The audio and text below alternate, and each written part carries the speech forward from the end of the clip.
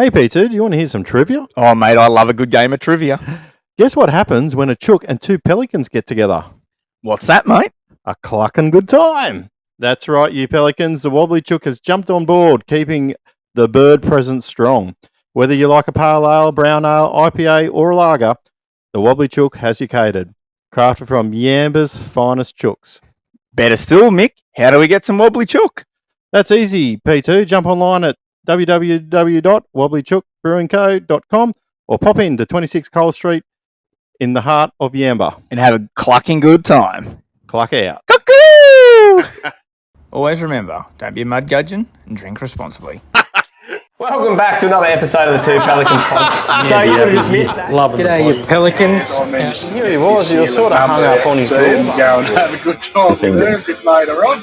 Pelicans landing in 3, 2, 1.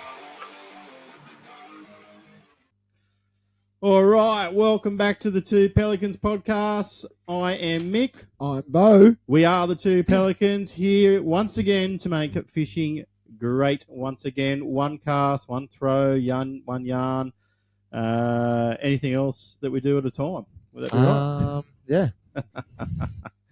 It's always different, the intro every week. But yeah, we are here to make fishing great again. And obviously everyone's sort of getting over the long weekend, and I hope everyone had a great time over them 4 days off. If you're smart like some of us, you obviously decided to take another 2 weeks for 7 days. So I obviously jumped on that little train. And mate, what did you get up to over the long weekend? Anything exciting? I worked a little bit.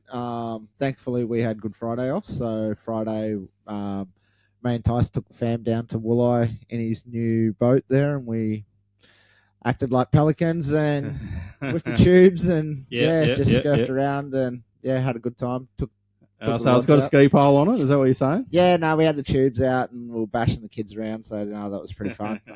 And then we went out and had a look at took the rods out while they had lunch, and we went out to the wall and had a look. We had the rods in there, but it was quite funny actually. The old Maritime jet ski fella was there. He saw us head out around to the bar, and he's come flying out, and me and Tyson had no intention of going out because you could see the swell from the bar way back in the bay. And we just started flicking along the rock wall, and he came out and he's like, "You's going out?" And I just looked at him like, "You're fucking stupid, ain't you, mate?" And he just laughed, and I was like, "Nah, mate." I was like, "You're going to have some big balls to be going out there." And I was like, "Our balls aren't that big." He's like, just watch yourself. Don't get sucked out there. And we're like, "Nah, mate." So, that was pretty funny. Any fish? No fish really. No fish really there. Sunday worked at Corindi, so that was a good day. Record-taking day there, so that was fun to be a part of. Sunday, Easter bunny with the kids, which was always good. Then they went to their mums and their other sides of their mums and dads. And me and Nace snuck up to the Goldie. Nice. Yeah, so we snuck up to the Goldie. A romantic night or something, would you say? Yeah, we'll keep PG, romantic night away up on the Goldie, up there at the Hilton. Shout out to the Hilton, that was bloody awesome. Shout out to the Wobbly Chook too, well done. Mother Clucking Mid and Ginger Beer. Oh, Gingy. Here we go. And then came back the Monday, had Monday at home, public holiday, which was nice. Oh, well, we stayed up, we were up the coast and just made our way back down. That traffic on the way back home, hideous, mate. It was backed up. It was backed up, ridiculous. Like, isn't it funny? Like, I find Australia is so far behind the times in the way of infrastructure and stuff like that. That there should be something that was built bigger 20 years ago. You know what I mean? Like, exactly. Surely the statistics would show the growth of, this particular area they're in, like southeast Queensland, northern New South Wales. It's a high growth area, and there's been work being done on that Gold Coast Highway for years now, and it just, I don't know, they just obviously haven't got the money to throw at it or something, but it's just been going on forever, and it doesn't get better.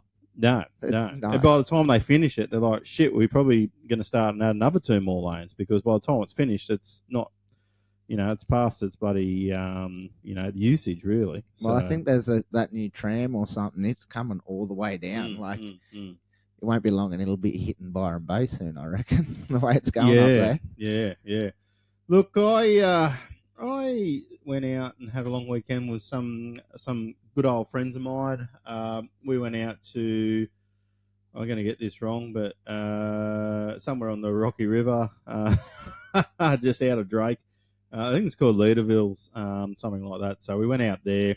Look, we had a great 4 days. The weather was fantastic. The fishing wasn't as good. However, I did catch a cod on a Bassman spinnerbait. So it was probably mid-50s and very, very healthy fish. It had some girth on it. So, but I was basically doing that. I was just I chucked on a life jacket, grabbed me overhead, and just floated down the river for 5Ks. Just, when I could find a little bit of a rock to jump up on and have a cast where I thought there was a bit of a hole, I'd do that and just float down through the next rapids. Needless to say, I did fuck myself up, and I did axe myself. I did slip over a few times, and my shoulder, my right shoulder's still sore at the moment. Our chicken wings a bit bent. Yeah, that's right. So it's sort of just starting to play up there now because I've been lifting tyres and doing other things in preparation for the next week or so. But look, no, we had a great time, great food, great company. We smashed a lot of chooks. Like my daughter would come as well. I really didn't even see her all weekend. She was off with the kids doing their things, and that's how you want things. I was about to say, and that's that's unreal. So we dropped the kids off about 5Ks up river and just let them go down on tubes. And I was sort of a little bit, should I go with them? Because this is before I floated down. Should I? Blah blah blah. And I'm thinking, no. They're old enough now, I think, and they've got common sense. Like, I think both the kids that went were good swimmers and all the rest of it. So I sort of just let it fly. And look, she had a fat time, and my young fella, he had a fat time too, but he ended up headbutting a rock, which didn't go well for him in the end. But yeah. We got some outside noise here, guys. Just 2 seconds. Hang on, we'll just shut that door. It's all happening here. Does someone decide to do the whippersnipping in the middle of the podcast? Champions. It is upsetting P3's dog. Anything upsets that bloody mongrel of a thing. Yappy thing. Yeah. So, that just went dark as well. Did that come back? There we go. Yeah, there we go. Yeah, sort of something's going on there. Anyhow, so look, that was that. He had a really good time. Like I said, the cod was a nice cod. I actually had a GoPro on me hat, but it stopped recording 2 minutes before I caught the fish. But I have got a picture there. I just been lazy and haven't put it up yet. But I didn't get a picture of it with me. I just took it on the ground because by the time I unhooked it, I nearly fell over 2 times. I just really wanted to get it back in the water. So, but anyhow, I'll put that up a little bit later. Yeah, unreal. Now, we got the local bash on this weekend. We do have the local bash on this weekend. Now, I took a mate out this morning just for a bit of a muck around. I promised him that I'd take him out there for a while now. And anyhow, today was the day, and let me just say the conditions were shithouse. It wasn't torrential rain, but it was quite rainy, windy. The wind and tide were actually running with each other, but just super strong. We've still got a little bit of water, I think, in this river. You know what I mean? But anyhow, I sort of found a few fish, which was good. And hopefully them fish are still around with better conditions of fishing on the weekend. And then I guess from there after that, down to ABT down in Hawkesbury. I have not got organised. I have no fishing gear. I think I need to get up to Casino Outdoors and Disposals in the next... maybe Monday, Tuesday at the latest are the only 2 days I'm going to have. And yeah, get organised for that. I've sort of been talking to a few blokes that give me a bit of intel, which shout out to them guys. But yeah, it's I'm a virgin in that Hawkesbury River, so it'll be interesting to see how it fishes, what it'll fish like. I'm sort of hoping that I get to play with the rock walls, but then I also know that if that sort of goes into a funny bite, then you're sort of back looking at boat holes and things like that. So it'll be interesting. And yeah, I've been always wanting to fish this river for friggin' years, right? And the first couple of times that I wanted to, family issues had come up, and I had to can it at the last moment. The year before I stopped doing ABT, the week after we started on our half lap, so I just couldn't, get the time really with the preparation of going away for 6 weeks halfway around Australia. So I sort of had to can it there a few times, but we're locked and loaded this time, and we're going to have a crack. And look, maybe not having so much information is a good thing as well. I'm thinking that. I think, in respects to the Clarence, like, it was just swing big or go home, and so I just went home. As simple as that. There was obviously a few changes that happened overnight there with the water, and it did something funny to the fish, but no excuses. The guys found them, and I just got to get better on them adjustments. But jokes aside, like, I think it'll be good. I think it's fresh arena. There's bridges there. There's rock walls. There's all that sort of there's stuff. Shallow reef. There's deep shallow reef. Yep.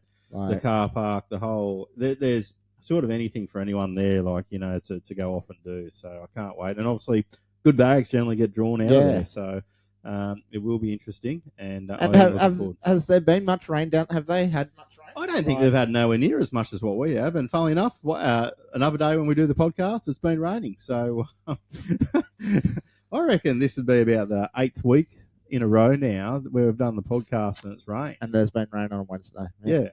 So there you go. Wednesday, hump day is fucking rain day. So, but anyhow, that's sort of, what I'm up to at the moment. It will be good. Obviously, the ABT Bass Series is on there as well. So, Glenbourne, is it? And Hawkesbury River? Yeah. Yep. I think so. So that'll be on, that must be starting the start of the week. Yeah, it's coming up. Yeah. So I've seen a few guys from the north going down, Mr. Ezzy, and I think... I saw him in town. I saw his boat cruising around in town. Yeah. We should have... He actually should have just given me a call, Ezzy, and we could have compared notes. But anyhow, that's all right. We'll let that one rest. I think he stayed at the Winters place or something. Yeah. And that, but yeah, no, they'll be good rounds down there. Glenbourne always fish as well. So what else have you been doing, or what are you up to in the tournament side in the next few weeks? You'd have a electric on soon? Yeah, I've got electric coming up on the 17th of May, I think it is. Yep. So a couple of weeks' time's up at Warralong. So yeah, really looking forward to that one. That place fishes off its head. It's got some big angry bass in it. And then then there'll probably be. I think we're going to go do the. So on the Sunday of that weekend, I think is the same weekend that the Queensland is coming down to do the Clarence. Yeah, on the Sunday. So there's usually a dash for cash that we do on the Sunday. Yeah. But as soon as we fish Saturday and presentation is done, me and Phil are going to be jumping back in the cars and coming back down to do the brim comp down here. So yeah, nice. So you could sort of say we've been bit by the brim bug a bit actually, because the next couple of comps are brim comps for us. Yeah. Well, there's nothing wrong with that. And I guess it's one of them things. When I was talking to someone there the other day. When competitions come to your town, it's hard not to go in, and whether they're brim or bass, I think is if the ABT rolls through, like I think the Australian Open for bass, like I can't catch a bass to save myself, but we'll have you sorted by the time. Well, I think it's quite tempting to actually just go into that, and we know the ferry's out of bounds, so.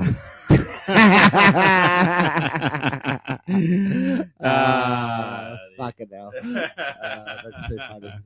And I seen that he made a comment on that too on the post, so shout out to you, Goffy. Like your work, mate. Yeah. Now, the other thing was too, we were trying to get some guys to come in and have a yarn around the Barra Classic, and unfortunately, due to it could have been a little bit my fault as well because I've been out of reception. But yeah, we just haven't quite jagged it. But look, we might get a couple of the ladies on from the WRF to see whether they can give us some intel there because they've actually gone up to have a crack, haven't they? Yeah, they've gone up there. They're actually on the water at the moment, out there on a charter, having a bit of a look around. So from here, was it Kendall and Karen that went? Yeah, Kendall and Karen have gone up. Yeah, so shout out to the ladies. Good luck. Yeah, good luck. I reckon it'll be a bender of a trip. I've seen some of the photos from last year. I hope they brought their drinking boots, but yeah, I reckon it'll be a good time for them. So, and yeah, hopefully get to see a few pictures of holding a couple of meteries. So yeah, that'll be real exciting. So I'm sure they'll find them. So that's really good. All right, and welcome back to the Two Pelicans here, and we're joined with some very special guests thanks to the modern era of technology, or shitty technology, as some may say, that we've had.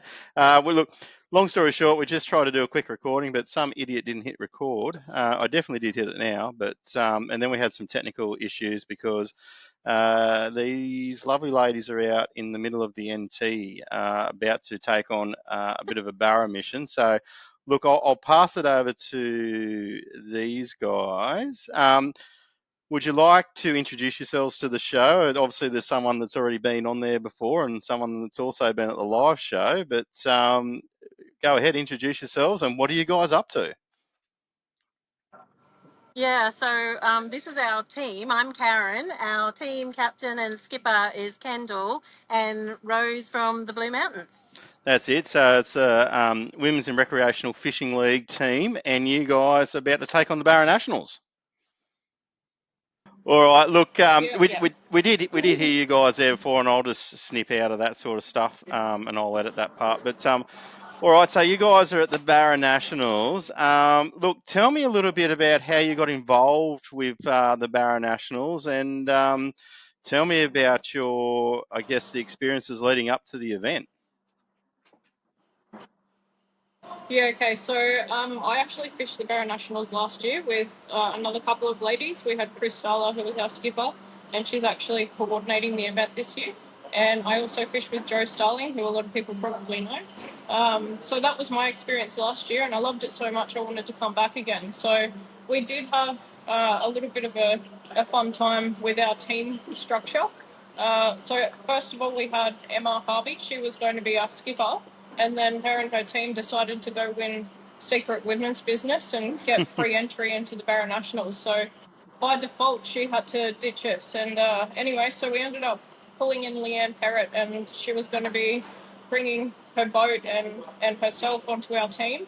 And I was going to skip her because she wasn't quite as comfortable with the river as Emma is. And that was going to be great, but unfortunately she had another commitment come up that she couldn't get out of, and she needed to jump back out. So that's when we ended up bringing Rose into the team, but that left us without a boat. So we ended up having to hire a boat because I didn't really fancy towing a boat from Coffs Harbour all the way to the Northern Territory, and it's not even a great boat for barra fishing anyway. So we did that, and then we also had another team member called Elizabeth McCallum. She was in Western Australia. She decided to get herself knocked up, and anyway, so she was out. She had a baby last week, so congratulations, Lizzie. Yeah.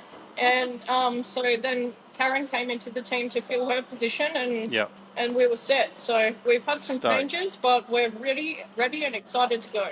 Yeah, so I guess that's the thing. And look, on your socials too, you guys have been pretty busy getting stuck into the Jewfish up there as well, I see.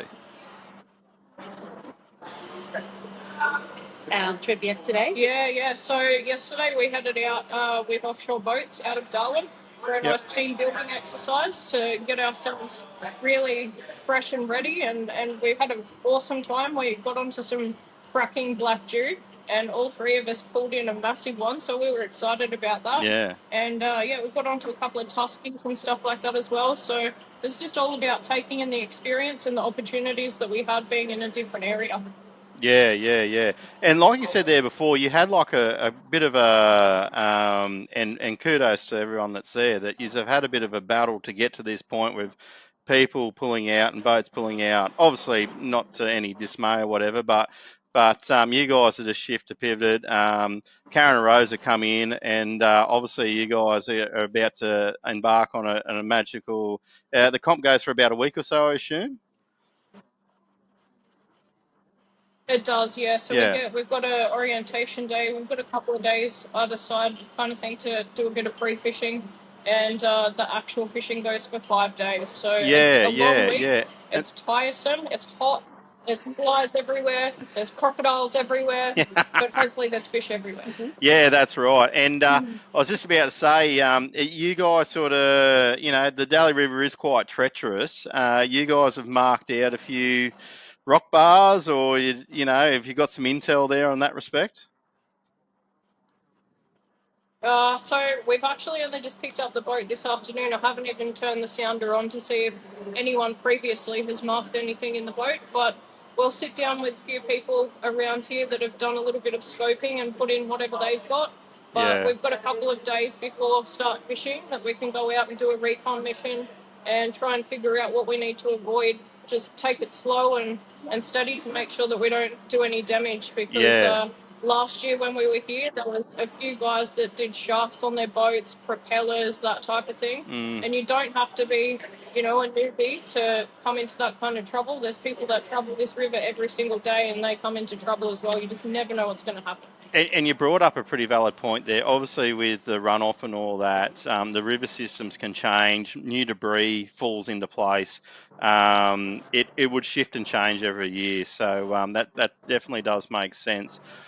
One thing I guess a lot of our viewers want to know is, what are some of the gear that you'll be using up there? Lures, rods, reels, line. Fill us in on what you take to the Barra Nationals.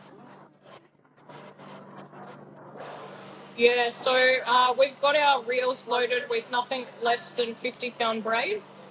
We've got a whole heap of leader as well, from 50-pound to 80-pound.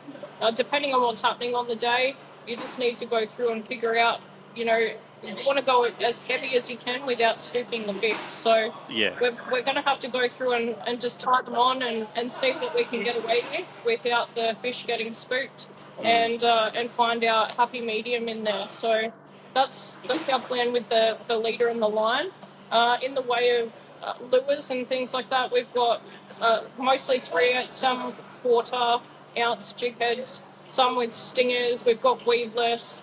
We've got a whole lot of different things that we're going to try. Some soft plastics. We've got blood hawks, sicarios. We've got a few squidgies and that type of thing. Colours seem to be going with the bright green, the bright orange, the white, and sometimes a little bit of black, and definitely gold. So that's what we're going to be going with the plastics. And then we've got quite a few hard bodies between all of us, and we have to thank a few people for supporting our journey up here and providing us with quite a few lures. So we have got quite a few lures, a whole Barra box from your very own Pelican, Mr. P2. Jolly Jollop Lewis. Yep. And we're going to hope to catch a fish on one of his for him. Yes, yeah. And if you And, don't, there's going to be trouble, and I'll be purging him too, saying these things don't work. So no pressure. Yeah, absolutely. I'm sure I'm going to cop it from him as well if I don't have something to give back to him. So the pressure's on me. And so we've also got some pretty big support from Matty Langford as well. He's sent us heaps of squirrels and some bombers and some other bits and pieces that we The old needed gold to and black get the bomber. job done. So we thank that. Yeah. No, What was that? that's really good. And look, this is great. Like the Yeah. fishing community in general, helping each other out, and you guys, this would be a bit of a bucket list trip for you guys as well. So even though you've already done it already, Kendall, but Absolutely. I guess for Karen and Rose, this is pretty awesome. Yeah, absolutely. It's a thing that a lot of people want to come up and do, and some people just can't afford it, or they don't know anybody that they could sort of do it with. It can be hard to crack into these types of things, especially for people who live, anywhere south of the border. Yeah. They call us Mexicans. Mexicans, We yeah. usually call the Victorians Mexicans, but Yeah, anyway, that's we'll right. ignore that fact for this week too. Look, you brought up a pretty valid point. What's it cost to enter the Barra Nationals?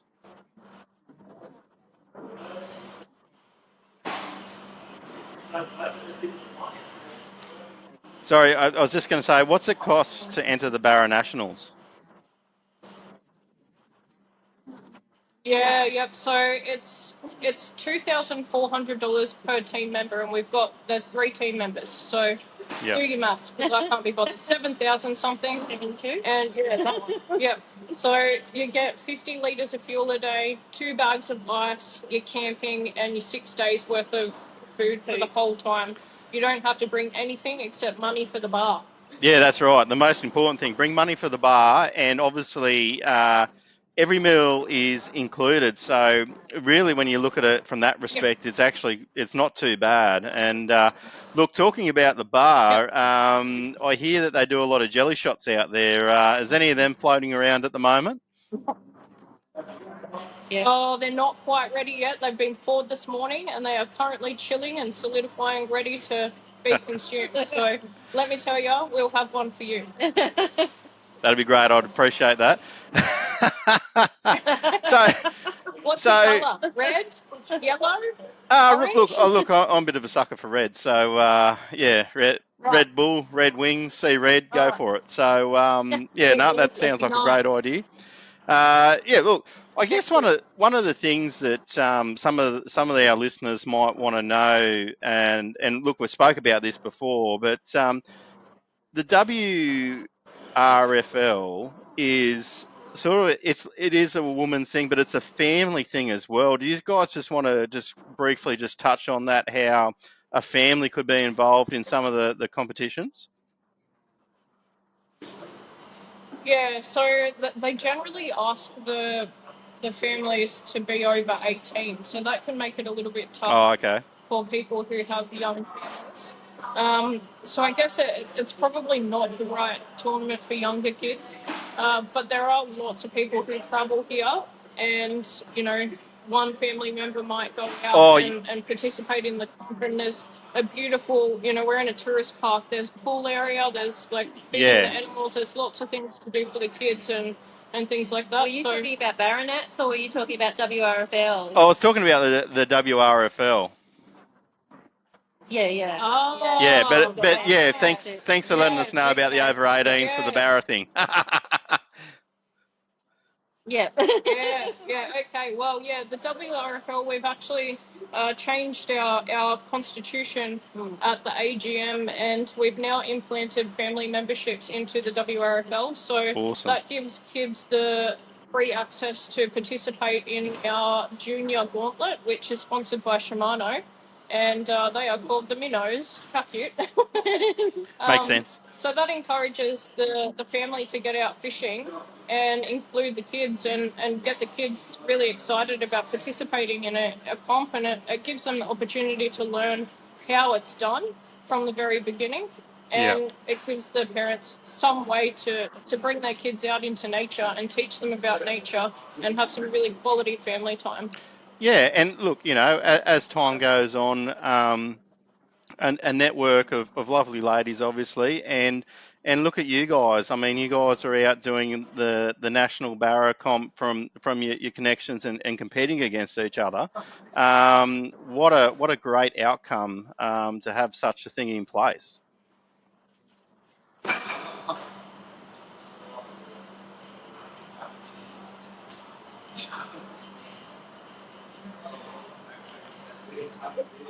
You there? We dropped you there. Say that again. Oh, look, what I was just saying was what a great, obviously having the WRFL and having that, you guys competing with and against each other over the time. Now you guys are up doing something awesome like the Barra Nationals together. Like, how awesome is that? Yeah, it is. This league has brought nothing but opportunities for all of us. Before this, we just thought we were one little girl fishing in our own towns on our own. And since joining the league, we found out that there's an entire tribe out there that love doing what we're doing. And to be honest with you, I don't think I ever would have made it to Barra Nationals without WRFL. My dad tends to go on boys' trips, and I don't have the right appendages to be invited on those, and that pisses me off, right? So, but I've found girls that want to come and do the things that I want to do, so that I'm not excluded from that kind of thing. So that's the beauty of this place, is we do not exclude anyone unless they're a dickhead, obviously, because we don't tolerate dickheads. But No mud it's an gudgeons. inclusive place, and we want to give everyone an opportunity to experience things like this. Yeah, no, 100%. 100%. Hey, look, obviously you you flew up there and all the rest of it. If someone was going to go out and do the Barra Nationals, what's some advice other than save a couple of dollars? What are other bits of advice that you would give them? Sorry, you just dropped out there. Can you go That's that all right. again? What I was just saying was, if someone wanted to go up and do the Barra Nationals, what would be some advice that you would give them in going up to do the Barra Nationals? Yeah. Okay, so it's something that people find quite foreign. I think when they're not used to fishing around crocodiles and stuff like that. I think that's a big deterrent for people that haven't grown up around them. I guess my advice in that sense is that when you come up here, you realise it's not quite as scary as what you think it is. So that's the first thing that I just want to put minds at ease about. If you're smart and you're got your wits about you, that's something that's easily managed, obviously. I think really just getting a team together and immersing yourself straight into it and really just taking the opportunity by the horns. Because really, if you don't do that, you're probably not going to make that step to actually do it. So, I mean, there's also those people who haven't fished before, like these two. They have to wear a tutu on until they catch their first fish. Oh, Because so they're you international like say virgins. virgins got to wear Don't let tutus? that scare you away. Yeah. No. That's I think that's a great idea.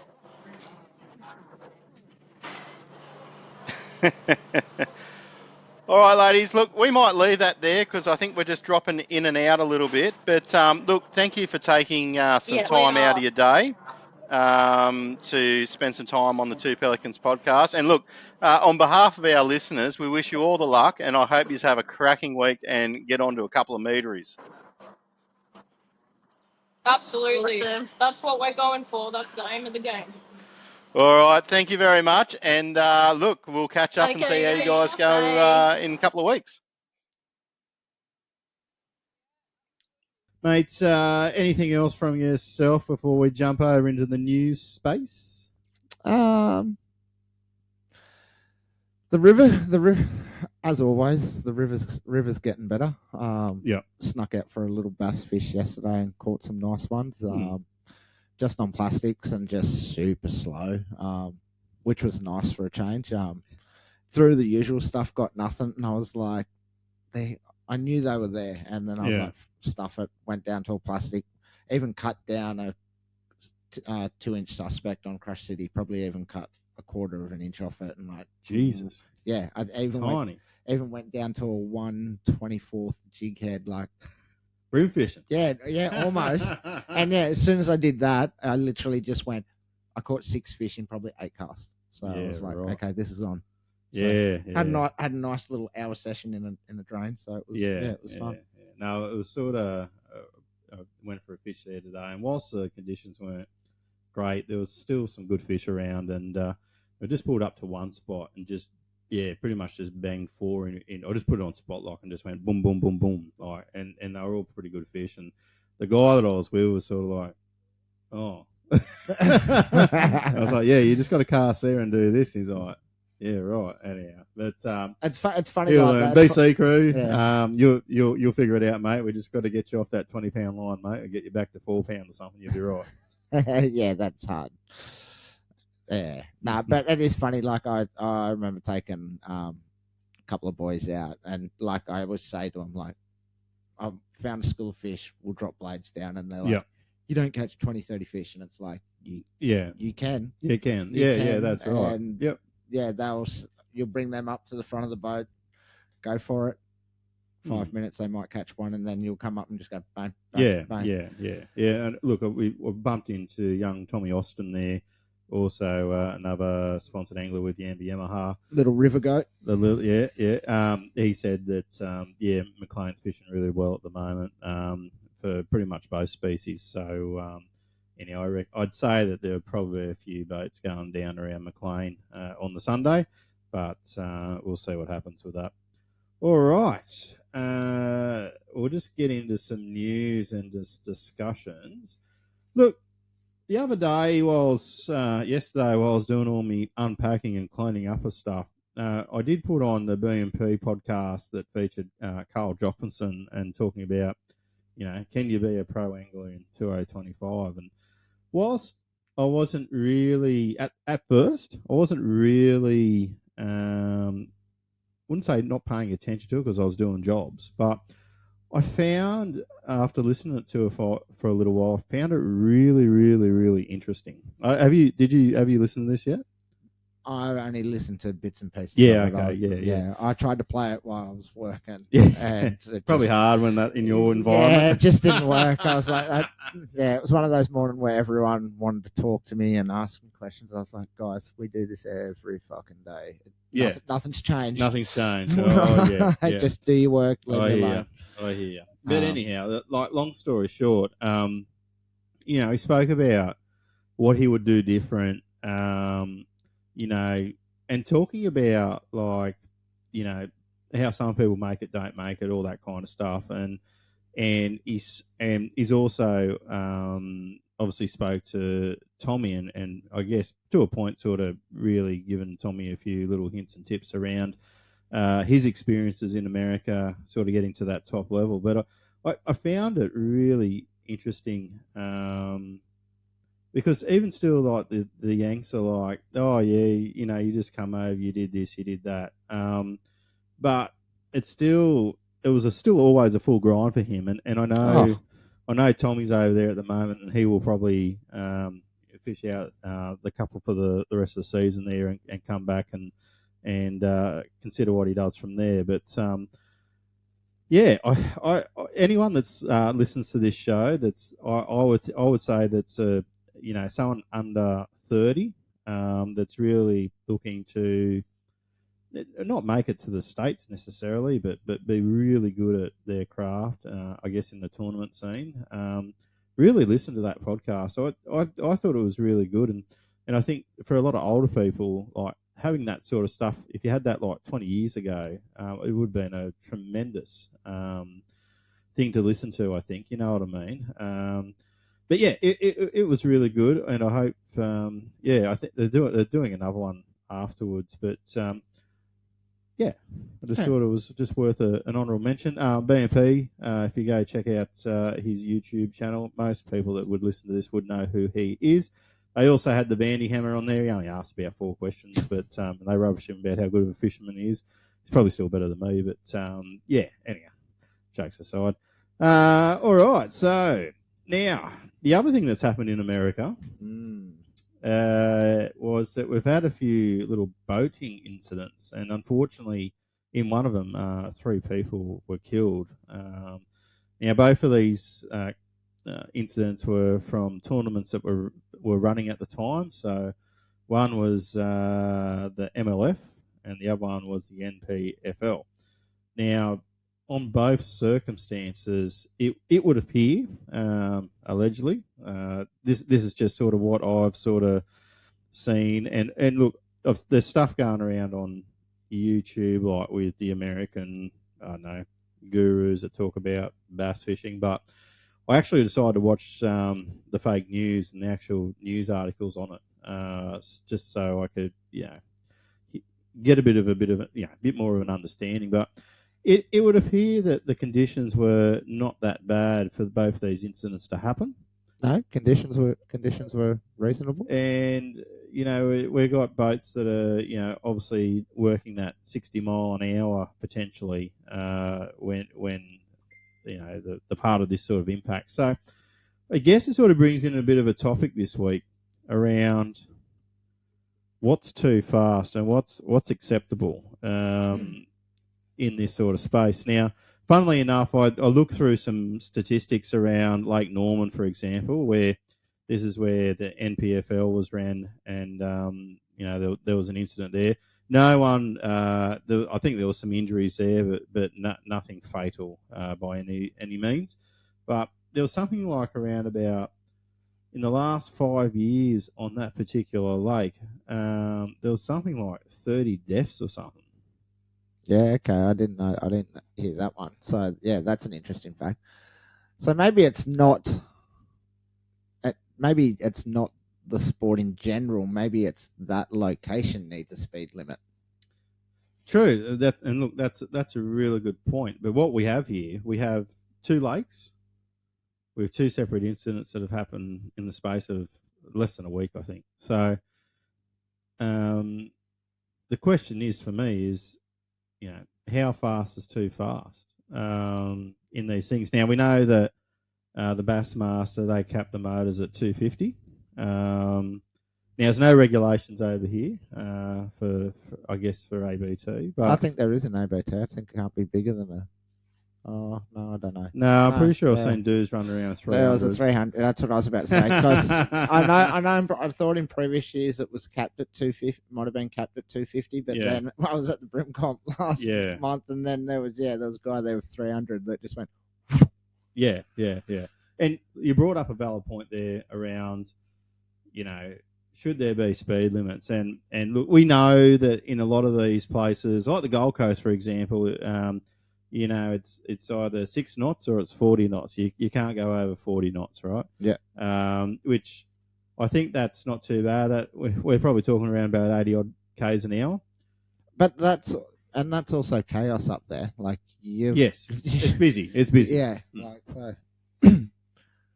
I think I've only went that fast up there once, and that was in the Classic, like at fucking 6 o'clock in the morning when there was no one around. Like it was glass. Yeah. No, you're definitely right. There's nothing worse than running into a cruiser wake there in the afternoon when you got to get back to check-in. So with about 4 or 5 cruisers heading up to the jumping pin, so it makes it a little bit fun. It does. It does. Pin.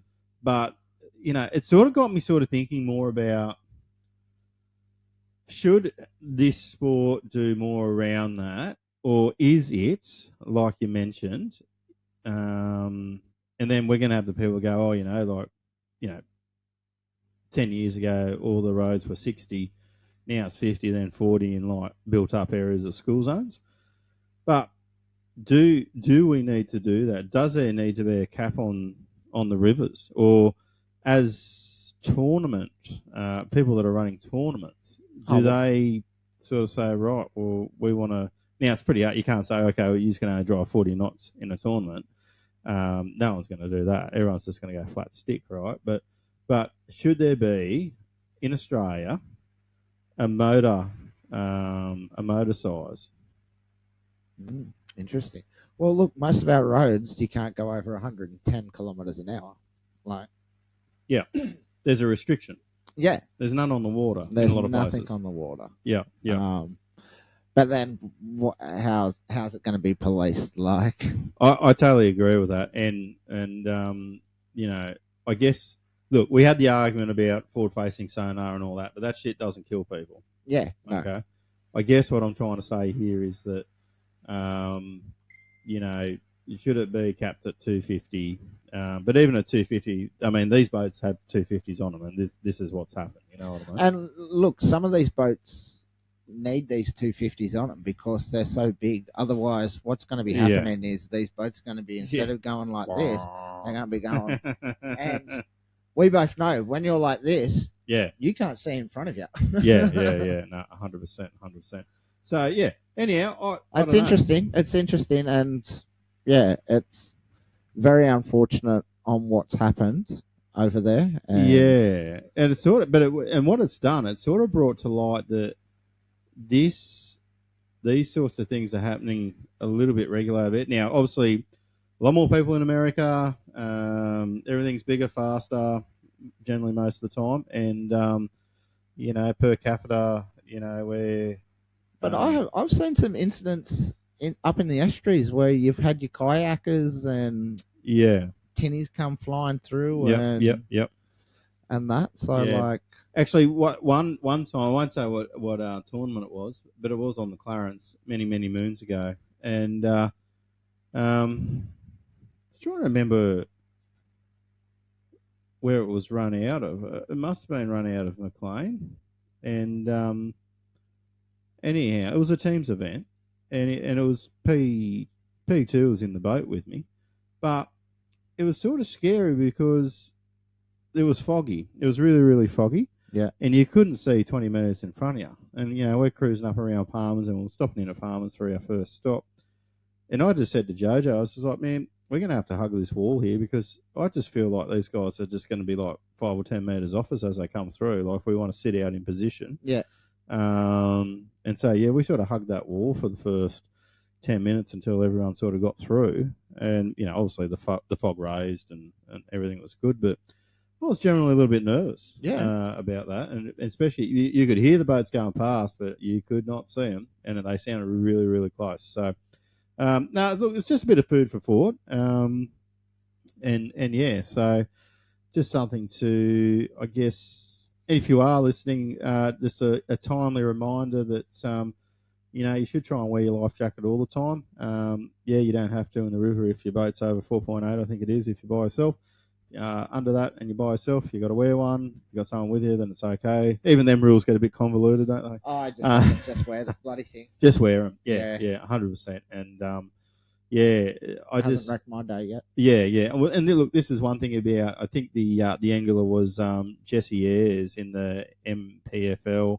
Was that him and must have co-angler or something like that, I believe, or it could have been. I didn't sort of see if it was another competitor as such, but they definitely were wearing their life jackets like we do in all the tournaments here. That once you're on the plane, you have to wear a life jacket. They're the rules. So ultimately, and they were wearing the big yellow life jackets. Yeah. So ultimately, I think that's another thing too. And look, I took the piss out of Maritime there the other week about the inflatables and all that, but the inflatables aren't going to be much good to you if you're knocked out. No, that's exactly right. And I know, like over the years, I remember seeing like the likes of Chris Hickson, fast boat. He always wears a big yellow life jacket for most times that I've seen him driving that boat. So, and maybe for that reason too. So it's a pretty good common sense thing to do. But yeah, anyway. And that's weird because I've got a sea life jacket. And it's self-inflating. I don't know how it works because, like, I've been drenched. I think it might be. Well, yeah, I get that, but like, I've been drenched and it hasn't went off, so I don't know if it's like you jump in the water and it pressurizes. The pressure of the water. Yeah. At that. Thank God, because I did shit myself when that wave hit me because I was like, it's just going to go off and that.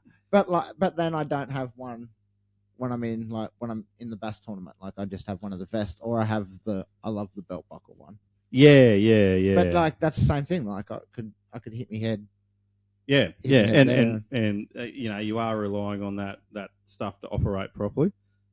And there is a funny story why I do have the self-inflating one for out at sea because when I was younger I was a dickhead. I'm still a dickhead, but I tried to cast a paternoster rig. Oh really? Yeah, off the back. That's a great idea. Yeah, like over the thing, and literally fucking bang on the head, bang there, and the ex-father-in-law said I was out for like 5 minutes. Like I was just on the floor fishing. Like, he's like, "Oh, you'll come through." So I end up buying a self-inflating one for sea, just in case I thought I could cast a paternoster rig again. Yeah. Bloody hell. So paternoster casting, there you go. That could be a new sport. Yeah, no, don't advise it. Little ugly stick couldn't handle it. Oh dear. All right, yeah. So anyhow, I think we've probably spoke enough about that. Anything else comes to your mind? Because we're a bit short because we did have an expectation of getting someone on today, but that sort of unfortunately fell on the wayside. 3 speakers and they're all in Darwin and we couldn't line it up. That was pretty. Yeah. Oh, look, and shout out too. Look, I did call the Barra National organisers and they did pass my details on to someone, and I just don't know. I'm worried that he might have sent a message and I've accidentally deleted it, or because I've been out of reception for 4 or 5 days, something hasn't quite come through. Yeah. But anyhow, it is what it is, and I'll try and catch up with them guys. But look, I think we sort of looked at a bit of what we could do over the next 4 weeks, and our weekends are going to be a little bit busy from here on in for the next 4 weeks. So we were trying to go get out and go on tour for a couple of things. Still might try and work towards that. It's just a matter of, I think we've only got one weekend this month where that might all pan out. Yeah. So Mate's a bit busy. And then the other guests that we wanted to get on, I think they've gone travelling again. So, which is fair enough, which is understandable, which is one of the supporters of the show. So anyhow, we'll give you a hint. So. And and it looks like old P2's been living the life up. Well, that's exactly right. I think he just dropped a little reel or something there that's he's going to post something there later on tonight. So, yeah, I'm looking forward to it. Yeah, fish of a lifetime, he said. So anything that's fish of a lifetime for P2 is probably going to be a good watch. And I've seen the young fellow with a peacock bass. Yeah, I was pretty jealous about that. Yeah, so just on that side notes, here is a message from one of our sponsors. Hey, P2. Hey, mate, what's up? Mate, now that I've got this boat here and I've got the electronics on the way, I'm going to need some fishing gear. Mate, you can't look flash in that new rig without some new fancy fishing gear. I know. Mate, I can only recommend one thing. I would head over to the Dire Australia website, mate, and make yourself a little bit of a wish list and then head into your local tackle store and see if those legends can get it in. Because if there's one thing I know, mate, Dire Australia, they have it all. Whether you want a brand new rod, a nice new shiny reel, or some new line to go on it, then you're going to need some tackle, of course. They have it all. Dire Australia is your one-stop shop, and the big supporters here, the Two Pelicans Podcast. There you go, guys. Thanks for Daiwa for that. And on the back of that Daiwa, we're on a prize pack of the Bake Junkie, sending in the photo of your children, kids fishing, getting ready for fishing, catching a fish, holding a fish. Doesn't matter what it is. If you put that on the Two Pelicans podcast page, you'll see where I've put a post up of my daughter. And look, I think there's about 6 or 7, 8 entries in there at the moment. One off at the moment. So if you can get that in there, it'll be a random prize draw. It'll be next Friday. We'll put that out, and it is the Daiwa Bait Junkie pack, full of jig heads and soft plastics. Well to the value around about $150, and has a bit of everything for anyone. So upload your photos, get your kids involved, and let's see the young ones catches, I reckon. Yeah, that's it. We've had some good ones already. Meesy's put his up there. I think Tyson's put a bull shark up there. Yep. And that.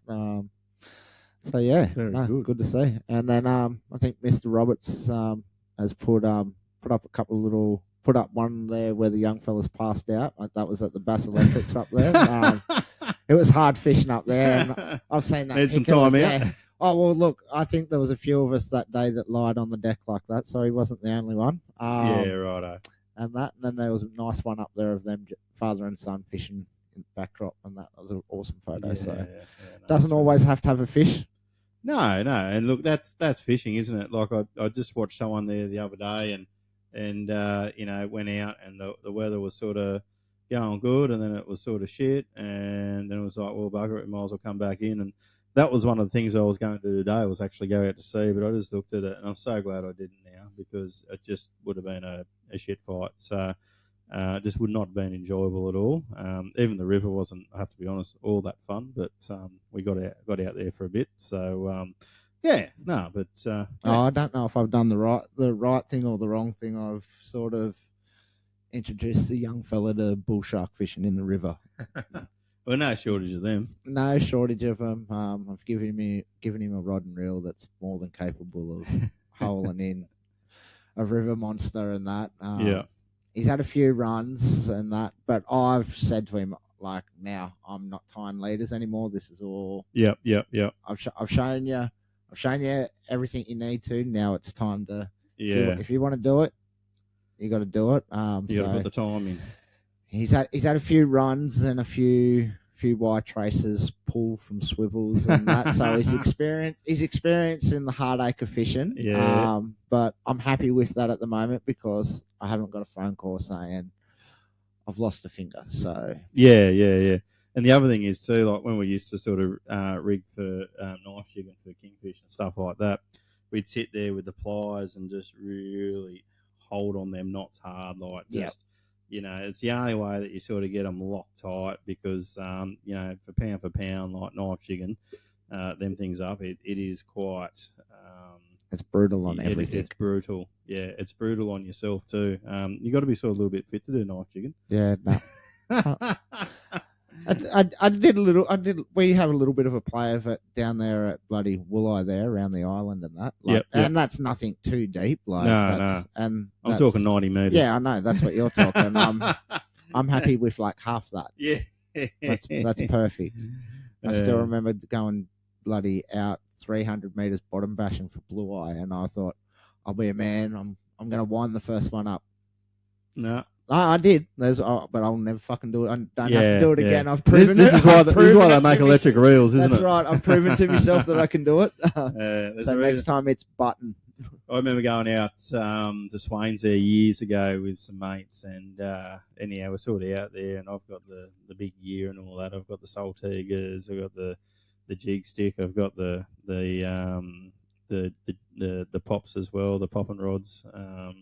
Anyhow, long story short, we're coming back in over the Capricorn Channel. Yep. And we stopped there, and anyhow, these electric reels come out. I'm like, what he's doing? He's fucking sooks, fucking, harden up. But yeah, the next hour and a half, like my arms were just, I was sort of puffing. I was half fit back then as well, believe it or not. So it sort of made sense why people actually use electric reels, and especially if you're going, out wide and getting them, what are the barred cod and stuff like that. It's obviously probably a no-brainer. Those big trevally fuck me up more than what a rugby game does. Yeah, they play up, don't they? Oh, there was actually one time we're there, and we were this morning we were just fishing like baits on the bombies there at Swains. Yeah, and anyhow, someone just caught a little red throat emperor. It was only lucky to be 30 centimeters long. We're winding in the next minute.